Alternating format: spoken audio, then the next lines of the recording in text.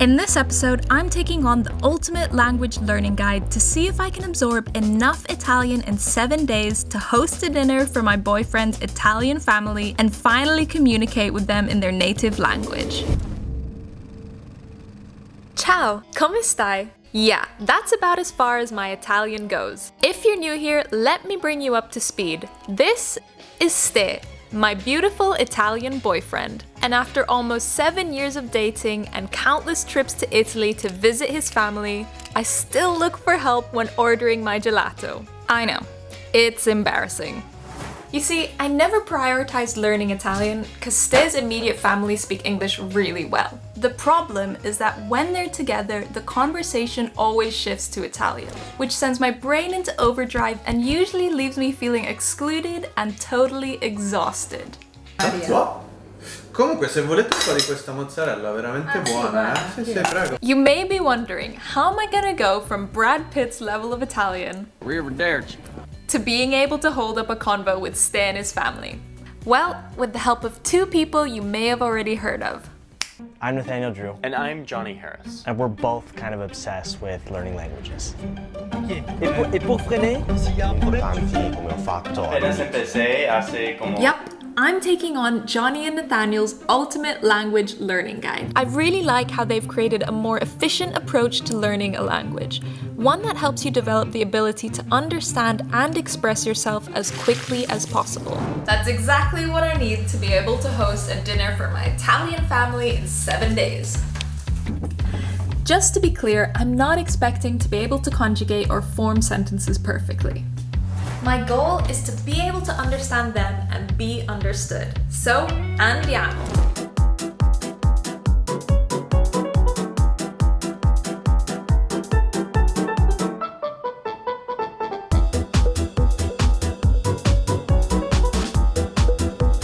Pause. Let me quickly explain how I broke down the 7 days. So the ultimate language learning guide is like a toolkit, where Nathaniel and Johnny share their unique methods so you can mix and match what resonates with you to create your DIY language learning experience. So I've picked 3 main techniques to focus on. For the first few days, I used Johnny's method of creating flashcards to memorize the 500 most commonly used words and phrases. This principle follows the 80-20 rule, which claims that you only need to know 20% of a language to be able to make yourself understood. So I used the list they provided with a few additions of my own. Can I have a discount? Posso avere un discount? Posso avere lo sconto? Is there something cheaper? C'è qualcosa più economico? Di più economico? All your words are trying to negotiate prices. Anyways, moving on to the second technique. Once I felt more comfortable with the main words and phrases, I used Nathaniel's method of pen and paper to memorize the glue, aka the most common verbs and tenses, so that I could learn to conjugate and form proper sentences that make sense. Oh, Puzzi! Sento il tuo odore da qui! Vai a farti la doccia! Puzzone! Puzzola tu! Puzzone tu! Also, both Johnny and Nathaniel really highlight the importance of making the process of learning a language fun. So I found my own little way to do so. Every verb I properly conjugate and can rewrite down correctly, I get to take a bite of this beautiful cannolo.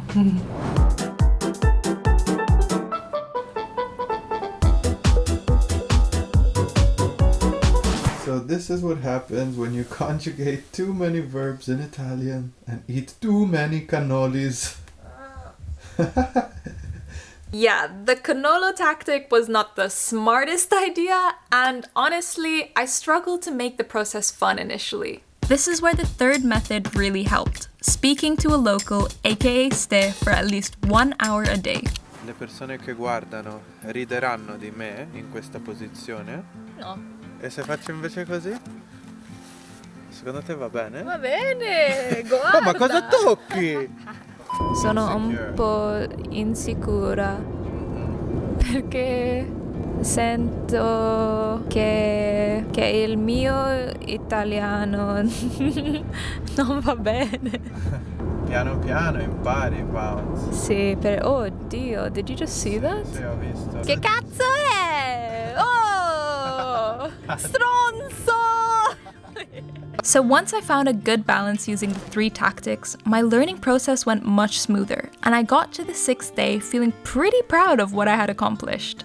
Allora, come ti senti dopo 6 giorni di italiano? Bene, Sì. però un po' stanca. Stanca, sì. E voglio respirare. Breathe. Sono una donna distrutta. Ladies and gentlemen, today is the day. How are you feeling? Nervous. I've got that pit in my stomach. Anyways, I've decided to make a very complicated pesto pomodorini pasta. Buono! But I'm making the pesto from scratch, okay? I'm not buying it in a little jar or anything, so I've never done that before in my life. What have I got to lose today? Nothing, just my family. No, you will never lose them. Don't worry, I'm so sorry. I'm gonna head down in a few minutes to the little grocery store down the street and ask the lovely man for some of my produce. I can't even talk in English. No. What do Nathaniel and Johnny always say? Confidence.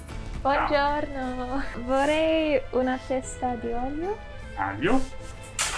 Ma legge però non vale. Lo so, infatti. Non puoi leggere, Un cestino di datteri. Datterino. Dopo? E poi una bottiglia di olio. Quale è meglio? Sono buoni tutti e due. Ah. La Carla mi sembra che compra quello strong. Ok. Dirò quello. Dopo? E basta. Ok. Quanto costa? Devi pagare tu? Sì. Grazie. Grazie. Ciao. Ciao. Ciao. Alicia. Ciao. Well, first step I passed with a little cheating, but now onto the cooking.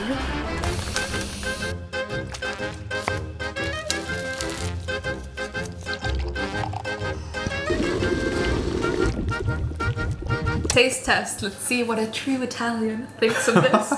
Color's looking good. Smell? Buono, veramente buono. E ora? Buono. Wow. Sei bravissima. Sei una cuoca stupenda. The bell just rang.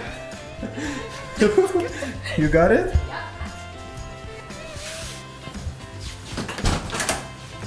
Ciao. Ciao. Ciao. Ma non si sente nessun odore, che è? Just kidding. That's not what actually happened. It was more like this. Alright, obviously that was the most staged entrance, but it was like kind of halfway between that. Ma scusa, stai cucinando tu o stai cucinando tu? Sì, io. Vedi. Arriva. Ma complimenti, bravissimi. Per questa cena, bravissima. Aspetta, vorrei fare un piccolo discorso. Bravissima. Prima, grazie a tutti di essere qui a questa cena 100% italiana. Il mio italiano non è molto bene, ma farò del mio meglio. Brava. Sono contenta che piano piano posso parlare in italiano con voi. Anche noi siamo contenti. È vero. Sei brava! Grazie. Questo è un piccolo passo per l'umanità, ma un grande passo per me. Vi voglio tanto bene, buon appetito! Okay, we're not gonna make you sit and watch the entire meal. But overall, I was able to understand 90% of the conversation. Of course, I had moments where I had absolutely no clue what was being said. Cosa ci cucini domani? Ci cucini? A noi cosa ci Cosa cucini per noi domani? Cosa? And even times where I just couldn't find the words I wanted to use. Dove siete andati? Quando? Nel banco? Nella Mare?